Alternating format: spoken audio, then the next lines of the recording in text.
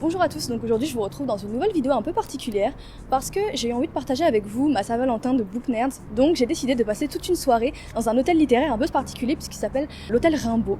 Donc on va découvrir ça tous ensemble et on se retrouve à l'intérieur.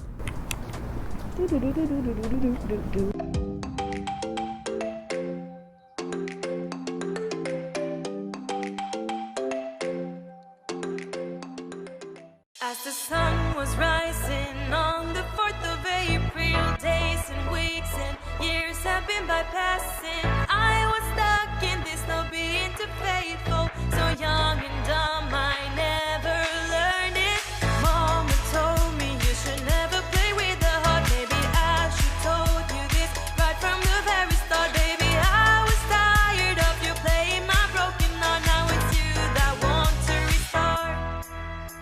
But I am so done with our path. I don't want to be your half. No more time for laughs, never ending broken hearts. I'll keep working hard through the dawn and through the dark. Someday I will see us apart. Je vous ai fait quelques plans à chaud quand je suis arrivée dans la chambre pour la découvrir un peu, mais je voulais vous parler un peu plus de la spécialité, de la particularité de cette chaîne d'hôtels. Alors les hôtels littéraires, ce sont des hôtels qui sont situés juste en France et qui proposent en fait des hôtels en thématique avec des auteurs majoritairement français. Donc là on est à l'hôtel Rimbaud, mais il y a aussi l'hôtel Flaubert, il y a l'hôtel Marcel Aimé, il y a l'hôtel Swann. Par contre l'hôtel Flaubert il est à Rouen, mais la plupart des hôtels ils sont situés à Paris. Je vous mettrai le lien en fait du site en barre d'infos si jamais ça vous tente de passer une nuit dans ce complexe. C'est noté comme un hôtel 4 étoiles, mais je vais pas vous mentir, quand j'ai vu la chambre, j'ai pas non plus été bâmée quoi, genre ça casse pas trois pattes à un canard. C'est quand même une chambre qui est assez vaste, qui est assez belle. Le mur avec les plumes, c'est quand même assez cool en petite référence à la plume de l'auteur. On est très bien accueillis. On a eu en cadeau un petit livre donc d'Arthur Rimbaud. Je vais vous faire découvrir le reste de l'hôtel après et puis on va voir toutes les spécialités et toutes les petites cachettes que cet endroit nous réserve puisqu'on va passer toute la nuit ensemble pour ce week-end.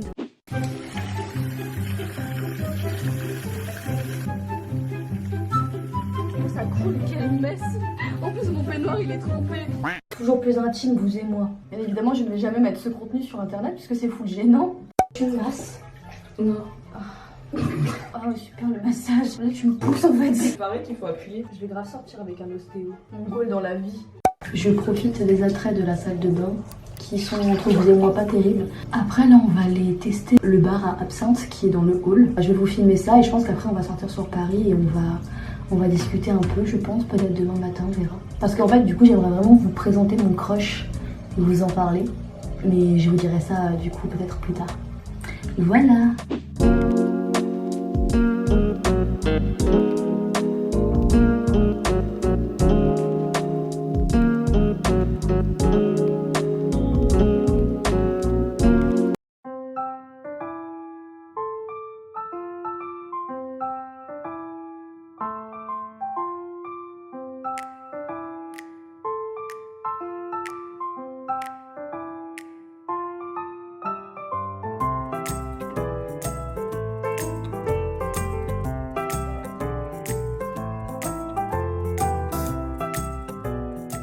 On est le lendemain matin, j'ai passé toute la nuit à l'hôtel Rimbaud. Et au du montage, bonjour.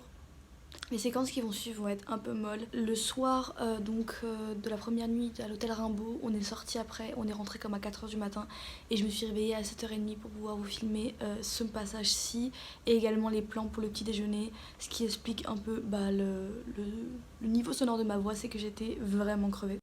On allait tester le bar à absinthe qui était dans le bar. Malheureusement quand on est descendu pour essayer, il était comme 21h30, 22h, c'était fermé. Donc on n'a pas osé demander à rouvrir le bar juste pour nous, donc on n'a pas pu essayer cette expérience là. C'est pourquoi je suis assez déçue parce que finalement c'était un des trucs les plus représentatifs de Rimbaud dans cet hôtel, mais je vous en parlerai un petit peu après. Je vous ai filmé une petite prise de vue dans laquelle j'avais envie de vous présenter quelqu'un. Je sais que ça peut paraître un peu bizarre parce que je parle pas forcément de ma vie privée. Mais voilà, je me suis dit que la Saint-Valentin c'était le bon moment pour vous partager un moment positif de ma vie. Une nouvelle rencontre en fait qui a beaucoup forgé mon âme. Et donc je voulais vous présenter mon crush. Et du coup mon crush, il s'appelle Jean-Paul Sartre. Voilà. Parce que franchement, vous avez cru à mes talents d'acteur. Non, pas du tout, on est d'accord. J'ai une story sur Instagram récemment dans laquelle je vous disais que j'avais l'impression d'avoir découvert un nouveau coup de cœur littéraire. Mon précédent crush littéraire c'était Wajdi Mouawad. J'en ai fait une vidéo, je vous la mets juste ici si jamais ça vous intéresse. Et je suis tombée en amour par-dessus la tête pour l'écriture de Jean-Paul Sartre. Je l'ai découvert à travers une BD qui s'appelle La littérature du 16e ou 20e siècle.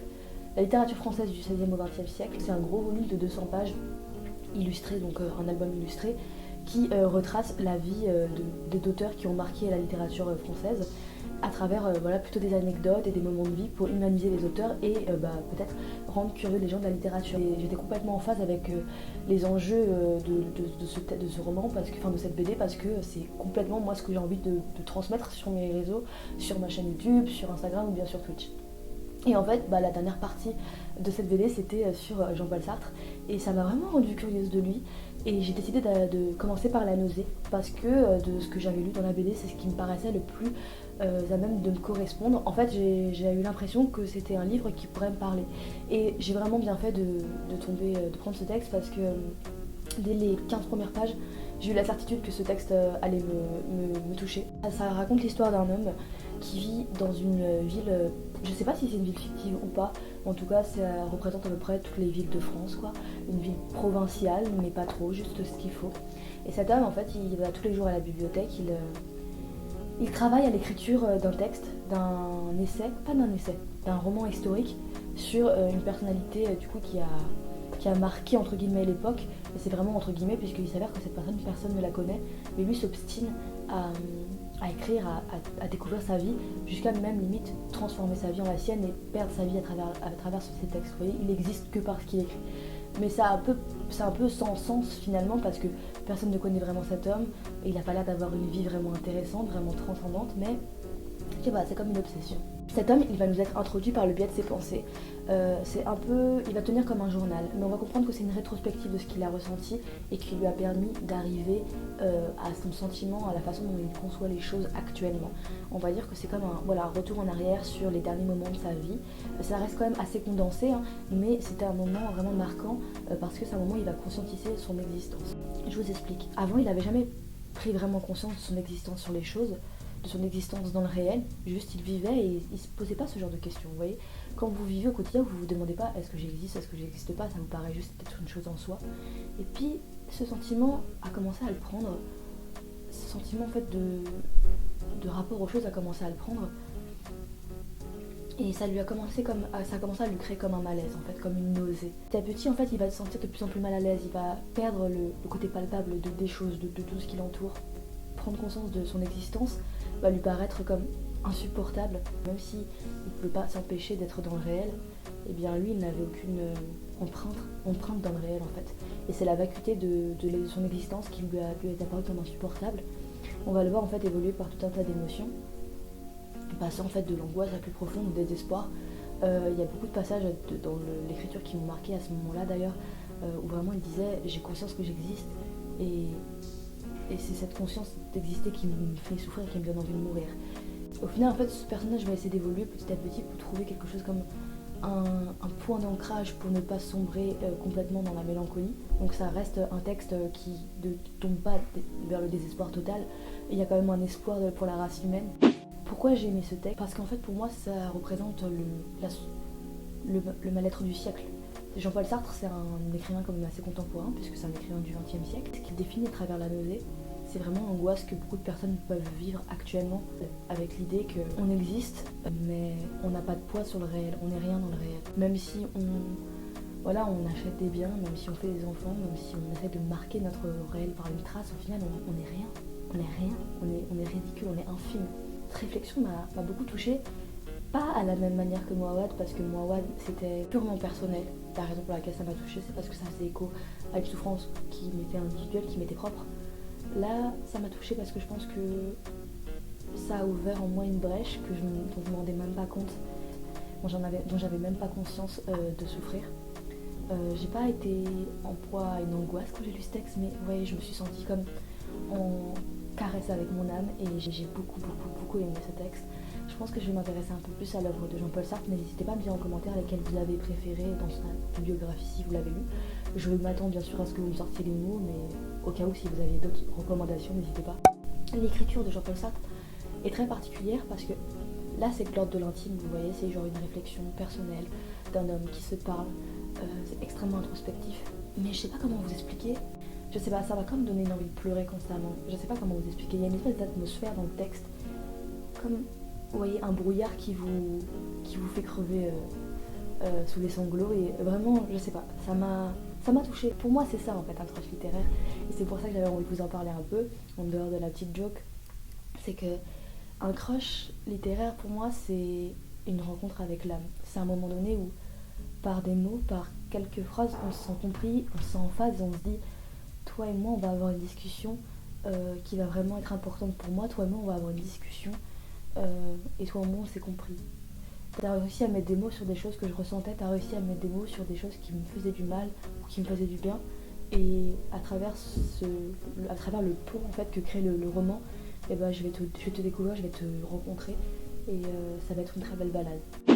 Du coup pour la Saint-Valentin j'avais envie de vous en parler parce que vous savez quoi, j'ai passé ma Saint-Valentin toute seule, et je l'ai très bien vécu. Est-ce qu'on a vraiment besoin d'avoir quelqu'un pour se sentir aimé, pour s'aimer? Je ne pense pas.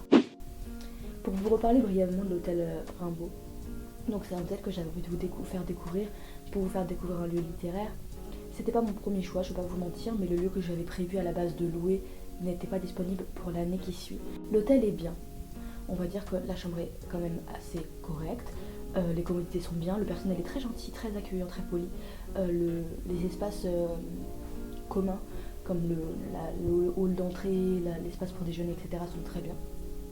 Mais je trouve que le terme de Rimbaud n'a aucun intérêt avec tout ça. C'est-à-dire que oui, il y a des affiches de Rimbaud, des citations de Rimbaud, des extraits de ses lettres, de son courrier, mais au final, si on enlève ces 3 stickers, ça n'a aucun moment on ressent l'âme de Rimbaud à travers tout ça.